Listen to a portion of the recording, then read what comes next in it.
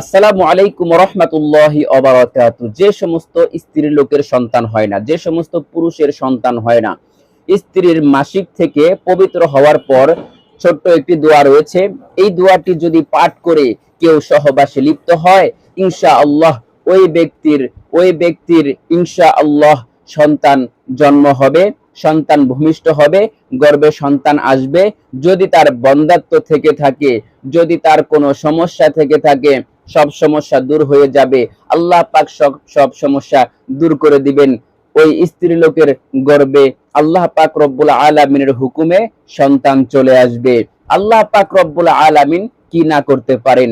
পৃথিবীর এমন কোনো কাজ নাই, পৃথিবীর এমন কোনো বিষয় নাই যা আল্লাহ পাক রব্বুল আলামিনের এলেমের মধ্যে নাই, বা আল্লাহ পাক রব্বুল আলামিন ওই বিষয়ের সমাধান করতে পারেন না, এমন কোনো বিষয় পৃথিবীর বুকে নাই। এর জন্য আমাদেরকে এই আমলগুলো করতে হবে। যদি আমরা আমলগুলো সঠিকভাবে সঠিক নিয়মে করতে পারি, ইনশাআল্লাহ আমাদের সকল বিষয় আমাদের সমাধান হয়ে যাবে ইনশাআল্লাহ। তো আমরা এখানে যে আমলটি আমরা আজকে শিখব সেটা হলো, স্ত্রীর মাসিক থেকে পাক পবিত্র হওয়ার পরে নিম্নের দোয়া পড়বে এবং স্বামী সহবাস করবে। স্বামী স্ত্রী সহবাস করবে। স্ত্রী যখন হায়েস থেকে স্ত্রী যখন ঋতু থেকে মাসিক থেকে যখন পবিত্র হয়ে যাবে, তখন পবিত্র হওয়ার পর প্রথম যে স্বামী স্ত্রীর সাথে মেলামেশা হবে, তখন এই দোয়াটি পাঠ করবে। প্রথম এক সপ্তাহের মধ্যে এই দোয়াটি পাঠ করে সহবাস করবে ইনশাআল্লাহ। এক সপ্তাহের মধ্যেই আশা করা যায় ওই বন্দা যদি নারী থেকে থাকে, ওই বন্দা নারীর গর্ভে সন্তান আসবে।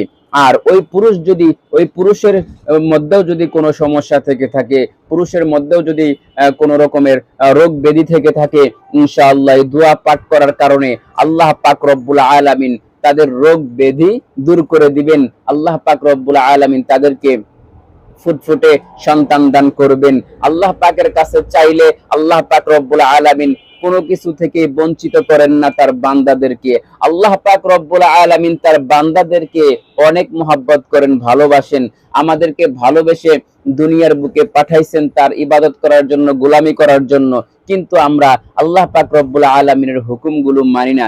পবিত্র কুরআনুল কারীমের মধ্যে আল্লাহ পাক রব্বুল আলামিন বলেছেন, প্রত্যেকটা বিষয়ের সমাধান কোরআনের মধ্যে রয়েছে।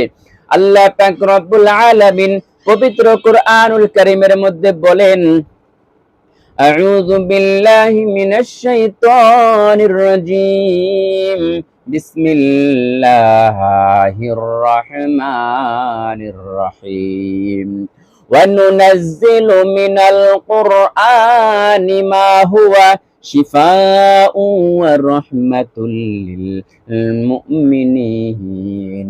আমার আল্লাহ পাক রব্বুল আলামিন বলেন, এই পবিত্র কুরআনুল কারীম যা আমি নাজিল করেছি, অনুনাজ্জিলু মিনাল কুরআনি, এই পবিত্র কুরআনুল কারীমকে নাজিল করা হয়েছে, দুনিয়ার বুকে পাঠানো হয়েছে, নবীর উপর প্রেরণ করা হয়েছে। কেন প্রেরণ করা হয়েছে, কেন পাঠানো হয়েছে? ওয়া রাহমাতুল লিল মুমিনিন, মুমিনদের জন্য রহমত, শিফাউ ওয়া রাহমাতুল লিল মুমিনিন, মুমিনদের জন্য শিফা এবং রহমত। এই পবিত্র কুরআনুল কারীম থেকে মানুষ সকল বিষয়ের সমাধান পাবে। যদি কোনো ব্যক্তি ঋণগ্রস্ত হয়ে থাকে, ঋণ পরিশোধের ব্যবস্থা এই কোরআনের আমল থেকে সমাধান পাবে। এবং যদি কোনো ব্যক্তি অসুস্থ হয়ে যায়, ওই অসুস্থ ব্যক্তিও সে পরিপূর্ণ সুস্থতা লাভ করবে কোরআন থেকে। পবিত্র কুরআনুল কারীমের মধ্যে এমন সূরা রয়েছে, এমন পাওয়ারফুল শক্তিশালী আয়াত রয়েছে, যে আয়াতগুলো পাঠ করে যদি আপনি আল্লাহর উপর বিশ্বাস রেখে এই আমলগুলো করতে পারেন, ইনশাআল্লাহ আল্লাহ পাক আপনার যে কোনো রোগ ব্যাধি আপনার শরীর থেকে দূর করে দিবে, আপনাকে পরিপূর্ণ সুস্থ করে দিবেন। আমার আল্লাহ পাক রব্বুল আলামিন পবিত্র কুরআনুল কারীমের মধ্যে অসংখ্য আয়াত, অসংখ্য সূরা, অসংখ্য আয়াত আল্লাহ পাক রব্বুল আলামিন পবিত্র কুরআনুল কারীমের মধ্যে আল্লাহ পাক রব্বুল আলামিন দিয়ে দিয়েছেন মানুষের জন্য, মানুষের জন্য উপকারের জন্য, মানুষের উপকারের জন্য। কিন্তু আমরা এই সকল বিষয়কে আমরা দূরে রেখেছি। আমাদের যদি কোনো সমস্যা হয়ে যায় আমরা চলে যাই ডাক্তারের কাছে, কবিরাজের কাছে, কিন্তু আমরা কোরআন থেকে কোনো চিকিৎসা নেওয়ার চেষ্টা করি না। আজ থেকে চলুন আমরা পবিত্র কোরআনুল কারীম থেকে চিকিৎসা নিব, হাদিস থেকে চিকিৎসা নিব। নেওয়ার পর আমরা যে সুস্থতা লাভ করব এর মধ্যে কোনো পার্শ্ব প্রতিক্রিয়া থাকবে না। আমরা ওষুধ খাই, ওষুধ খাওয়ার পরে কিছুক্ষণ ভালো লাগে, আবারও আমাদের রোগ ব্যাধি চলে আসে। কিন্তু আমাদের আল্লাহ পাক রব্বুল আলামিন যে কোরআনুল কারীম দিয়েছেন, এই কোরআনুল কারীমের হুকুম হাকাম গুলো যদি মেনে চলতে পারে তাহলে আমাদের রোগ ব্যাধি আল্লাহ পাক রব্বুল আলামিন দিবেন না, যদিও দেন শরীরের মধ্যে কোনো পার্শ্ব প্রতিক্রিয়া থাকবে না। আল্লাহ পাক রব্বুল আলামিন সবকিছুই পারেন। আল্লাহ পাক রব্বুল আলামিনের প্রিয় হাবিব মুহাম্মদুর রাসূলুল্লাহ সাল্লাল্লাহু আলাইহি ওয়াসাল্লাম বলেন, যদি কোনো ব্যক্তি দুটো জিনিস ধরে রাখে ওই ব্যক্তি কখনোই পথভ্রষ্ট হবে না, ওই ব্যক্তি কখনোই লাঞ্ছিত হবে না, ওই ব্যক্তি কখনোই জাহান্নামী হবে না, ওই ব্যক্তি কখনোই কোনো রোগ ব্যাধির মধ্যে থাকতে পারে না। এজন্য আমাদেরকে দুটো জিনিস আঁকড়ে ধরতে হবে।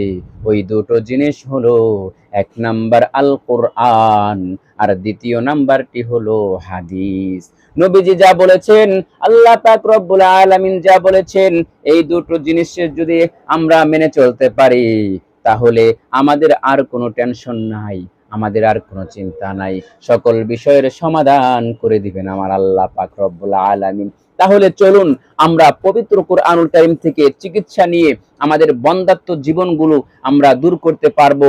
আমাদের যাদের সন্তান হয় না, যাদের সমস্যা রয়েছে, অথবা যাদের কোনো সমস্যা নাই, আপনারা সন্তান নিতে চাচ্ছেন, সুসন্তান, আল্লাহ পাক যেন আপনাকে সুসন্তান দেন, এই প্রার্থনা নিয়ে আপনি অনেকের কাছে ঘুরেন, হুজুরের কাছে যান, অথবা আপনি নিজেও আল্লাহ পাক রব্বুল আলামিনের কাছে প্রার্থনা করেন, অথবা আপনি প্রার্থনা করেন না, নিজের মধ্যে কল্পনায় আনেন যে আমার যদি একজন সন্তান হতো।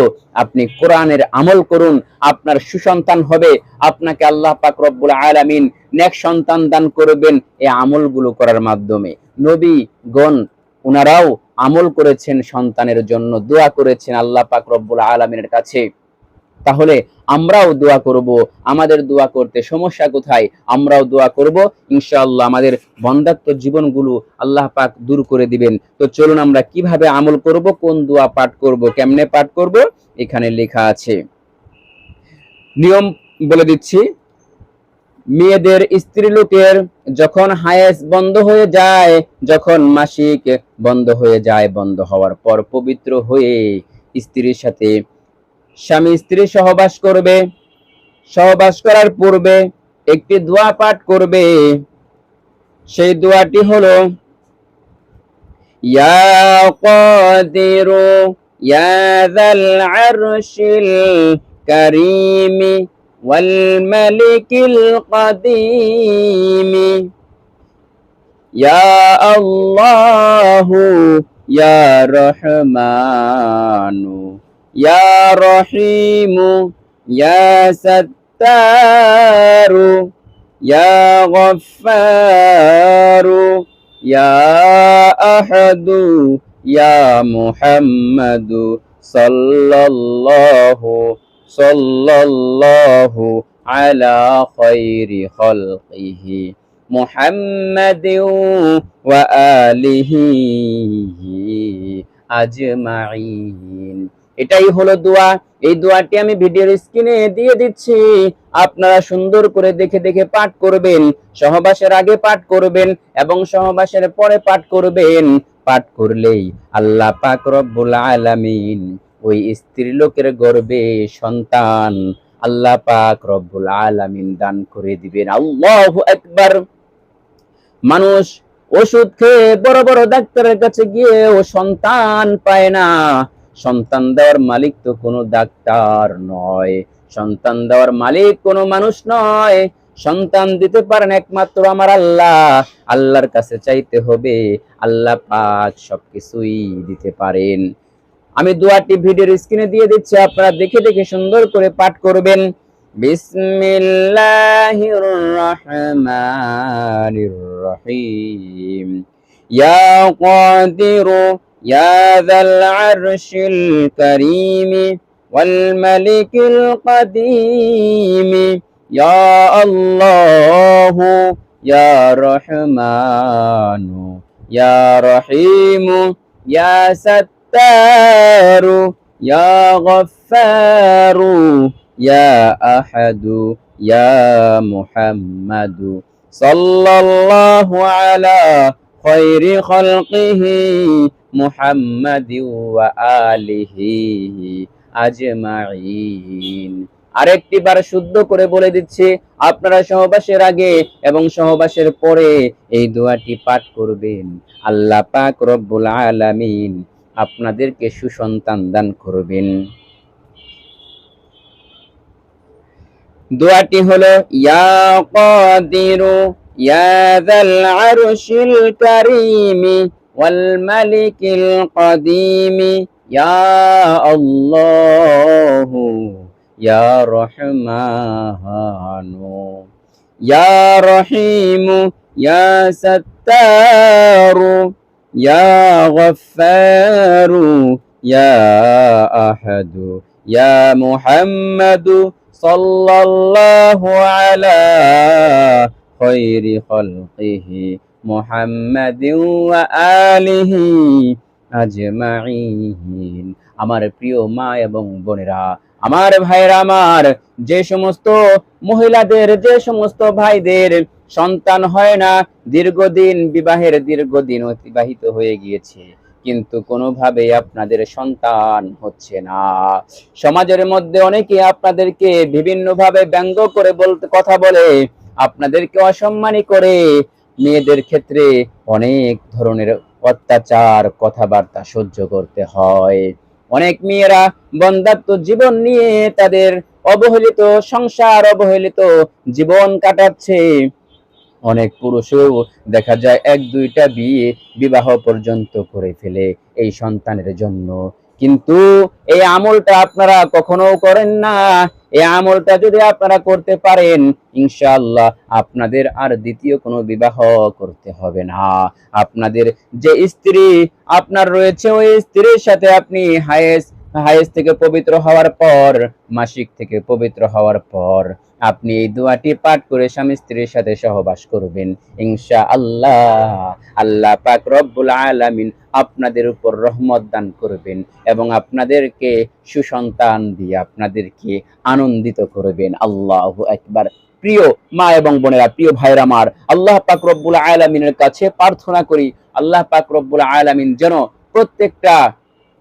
প্রত্যেকটা ভাই বোন, প্রত্যেকটা মানুষের যেন সুসন্তান দান করেন। যাদের সন্তান হয় না, যারা বন্ধ্যাত্বের মধ্যে রয়েছে, তাদের বন্ধ্যাত্ব যেন দূর করে দেন। আল্লাহ পাক যেন নেক সন্তান দান করেন। এই প্রার্থনা করেই আজকের মতো ভিডিওটি এখানেই শেষ করে দিচ্ছি। আপনাদের সকলের সুস্বাস্থ্য কামনা করে আসসালামু আলাইকুম ওয়া রাহমাতুল্লাহি ওয়া বারাকাতুহু।